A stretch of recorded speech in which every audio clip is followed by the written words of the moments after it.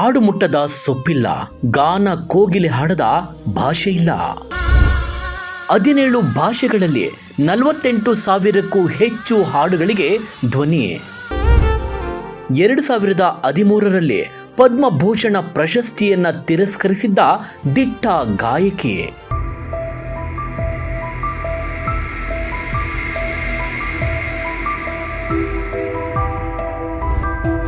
ದಕ್ಷಿಣ ಭಾರತದ ಗಾನ ಕೋಗಿಲೆ ಎಂದೇ ಹೆಸರಾದ ಖ್ಯಾತ ಗಾಯಕಿ ಎಸ್ ಜಾನಕಿ ವಿಧಿವಶರಾಗಿದ್ದಾರೆ. ಎಸ್ ಜಾನಕಿ ಅವರು ಮೈಸೂರಿನಲ್ಲಿ ವಾಸವಿದ್ರು. ಅವರಿಗೆ 88 ವರ್ಷ ವಯಸ್ಸಾಗಿತ್ತು.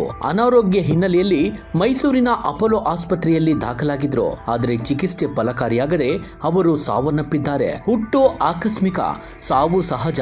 ಇದರ ನಡುವೆ ಮಾಡುವ ಸಾಧನೆಯೇ ಅಮರ ಅಲ್ವೇ?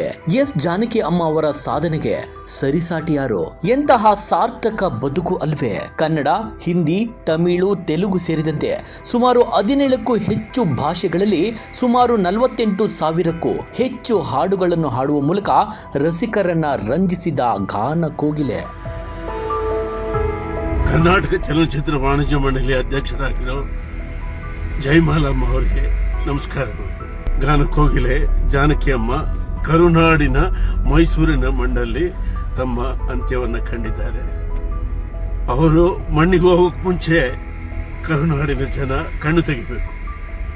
ಅವರಿಗಾಗಿ ಇಲ್ಲೊಂದು ಸ್ಮಾರಕ ಮಾಡುವ ಯೋಜನೆಯನ್ನ ನಾವು ಅವರ ಕುಟುಂಬಕ್ಕೆ ವಿನಂತಿಸಬೇಕು. ಅವರು ಒಪ್ಪಿದರೆ ಈಗಲೇ ಅದಕ್ಕೆ ಒಂದು ಸಿದ್ಧತೆ ಆಗುವ ತರ ಒಂದು ಸೂಕ್ತವಾದ ಜಾಗವನ್ನ ನಿಗದಿಪಡಿಸೋದಕ್ಕೆ ತಾವು ಸರ್ಕಾರಕ್ಕೆ ಮತ್ತು ಬಲ್ಲವರಿಗೆ ತಿಳಿಸುವ ಒಂದು ದೊಡ್ಡ ಮನಸ್ಸು ಮಾಡಬೇಕು ಅಂತ ನಾನು ಈ ಮೂಲಕ ಕೇಳ್ಕೊತಾ ಇದ್ದೀನಿ. ಜಾನಕಿ ಅಂದ್ರೆ ಸೀತೆ, ಸೀತೆ ಅಂದ್ರೆ ನಮಗೆ ಗೀತೆ. ಆಕೆಯ ಆಸೆ ಕರುನಾಡಿನಲ್ಲಿ ಇರುವುದು. ನಾವು ಅದಕ್ಕೆ ಇಂಬು ಕೊಡೋದು ಬೇಡವೇ?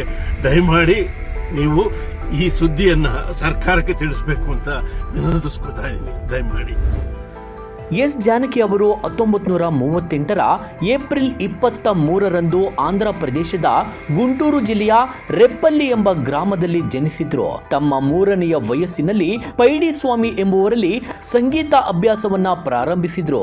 1956ರಲ್ಲಿ ಆಕಾಶವಾಣಿ ನಡೆಸಿದ ಸಂಗೀತ ಸ್ಪರ್ಧೆಯಲ್ಲಿ ರಾಷ್ಟ್ರಪತಿ ಬಾಬು ರಾಜೇಂದ್ರ ಪ್ರಸಾದ್ ಅವರಿಂದ ಬಹುಮಾನ ಸ್ವೀಕರಿಸಿದ ಜಾನಕಿ ಮುಂದೆ ಚೆನ್ನೈಗೆ ಬಂದು ಸಂದರ್ಶನವೊಂದರಲ್ಲಿ ಲತಾ ಮಂಗೇಶ್ವರ್ ಅವರ ರಸಿಕ್ ಬಲಾಂ ಎಂಬ ಗೀತೆಯನ್ನ ಹಾಡಿ ಪ್ರಸಿದ್ಧ AVM ಸಂಸ್ಥೆಯವರ ಕಾಂಟ್ರಾಕ್ಟ್ ಪಡೆದರು. 59 ವರ್ಷಗಳ ಅವಧಿಯಲ್ಲಿ ಅವರು 17 ಭಾಷೆಗಳಲ್ಲಿ ಸುಮಾರು 48,000 ಗೀತೆಗಳನ್ನು ಹಾಡಿದ್ದಾರೆ.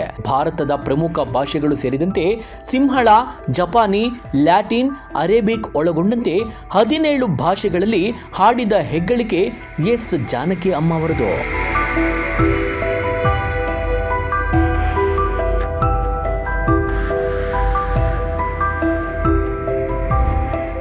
6 ದಶಕಗಳ ಹಾಡುಗಾರಿಕೆಯ ಸಾಧನೆಗೆ ಜಾನಕಿ ಅವರಿಗೆ ಹಲವು ಗೌರವಗಳನ್ನು ತಂದುಕೊಟ್ಟಿದೆ. 4 ರಾಷ್ಟ್ರ ಪ್ರಶಸ್ತಿಗಳು, ಸುಮಾರು 30 ರಾಜ್ಯ ಪ್ರಶಸ್ತಿಗಳು ಅವರ ಗಾನಕ್ಕೆ ದೊರೆತಿವೆ. ಮೈಸೂರು ವಿಶ್ವವಿದ್ಯಾನಿಲಯ ಅವರಿಗೆ ಗೌರವ ಡಾಕ್ಟರೇಟ್ ನೀಡಿ ಗೌರವಿಸಿತ್ತು. ರಾಜ್ಯ ಸರ್ಕಾರ 2018ರಲ್ಲಿ ಕರ್ನಾಟಕ ರಾಜ್ಯೋತ್ಸವ ಪ್ರಶಸ್ತಿ ನೀಡಿ ಸನ್ಮಾನಿಸಿತ್ತು. ಭಾರತದ ಖ್ಯಾತ ಹಿನ್ನೆಲೆ ಗಾಯಕಿ ಎಸ್ ಜಾನಕಿ ಅವರಿಗೆ 2013ರಲ್ಲಿ ಭಾರತ ಸರ್ಕಾರವು ಪದ್ಮಭೂಷಣ ಪ್ರಶಸ್ತಿಯನ್ನ ಘೋಷಿಸಿತ್ತು. ಆದರೆ ಈ ಗೌರವವನ್ನ ತಮ್ಮ ಸುದೀರ್ಘ 5.5 ದಶಕಗಳ ವೃತ್ತಿ ಜೀವನಕ್ಕೆ ತಡವಾಗಿ ಬಂದಿದೆ. ದಕ್ಷಿಣ ಭಾರತದ ಕಲಾವಿದರಿಗೆ ಸೂಕ್ತ ಮನ್ನಣೆ ಸಿಗುತ್ತಿಲ್ಲ ಎಂದು ಅಸಮಾಧಾನ ವ್ಯಕ್ತಪಡಿಸಿ ಅವರು ಪ್ರಶಸ್ತಿಯನ್ನ ಸ್ವೀಕರಿಸಲು ತಿರಸ್ಕರಿಸಿದ್ರು. ಒಟ್ಟಾರೆ ದಕ್ಷಿಣ ಭಾರತದ ಎಲ್ಲಾ ಪ್ರಧಾನ ಭಾಷೆಗಳ ಗಾಯಕಿ ಎನಿಸಿಕೊಂಡ ಗಾನ ಕೋಗಿಲೆ ಎಸ್ ಜಾನಕಿ ಅವರ ಸಾಧನೆ ಅಜರಾಮರ. ಏನಂತೀರಿ? ನಿಮ್ಮ ಅನಿಸಿಕೆಯನ್ನು ಕಮೆಂಟ್ ಮಾಡಿ. ಧನ್ಯವಾದಗಳು.